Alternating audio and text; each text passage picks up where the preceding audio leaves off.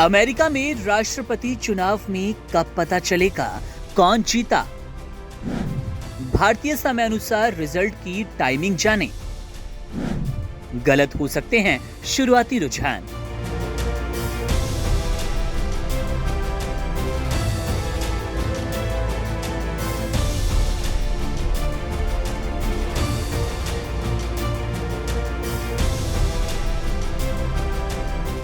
America में राष्ट्रपति के लिए मतदान जारी है और ऐसे में अधिकतर लोगों के मन में सवाल है कि आखिर राष्ट्रपति कौन बना, यानी कि चुनाव के नतीजे कब आएंगे।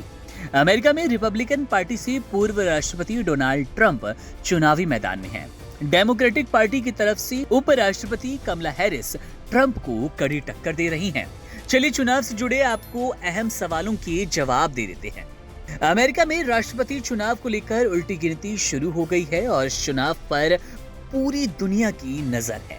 चुनाव जीतने वाला उम्मीदवार व्हाइट हाउस में अगले 4 वर्षों का कार्यकाल पूरा करेगा। ये कार्यकाल जनवरी 2025 से शुरू होगा। चुनाव में रिपब्लिकन पार्टी के उम्मीदवार डोनाल्ड ट्रंप पर सबकी निगाहें हैं। वहीं पर भारतवंशी कमला हैरिस भी ट्रंप को कांटे की टक्कर दे रही हैं। अमेरिकी राष्ट्रपति चुनाव के लिए 5 नवंबर को मतदान केंद्रों में स्थानीय समय अनुसार 6 बजे से रात 8 बजे तक वोटिंग होगी।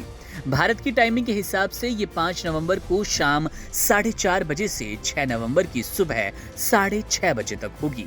अमेरिका में हर 4 साल बाद नवंबर के पहले सोमवार के बाद वाले मंगलवार को ही वोटिंग होती है।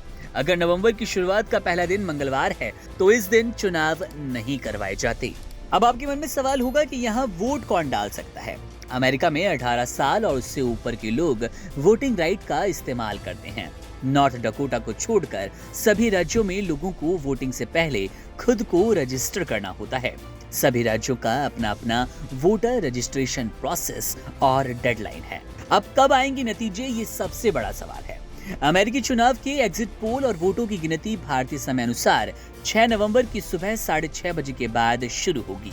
वोटिंग के बाद ही वोटों की गिनती शुरू हो जाएगी। हर राज्य के वोट काउंट होने के बाद पूरी तस्वीर साफ होगी।